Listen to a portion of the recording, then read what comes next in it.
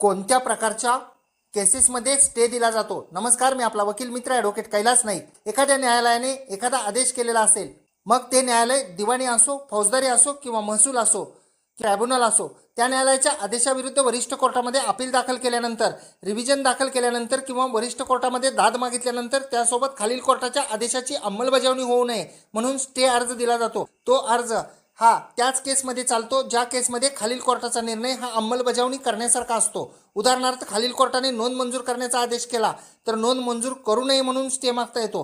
परंतु अपील दाखल करेपर्यंत जर नोंद मंजूर होऊन त्या व्यक्तीचे नाव उतार्यावर आलेले असेल तर आदेशाची अंमलबजावणी पूर्ण झाली असा अर्थ होतो. त्यामुळे स्टे मिळत नाही.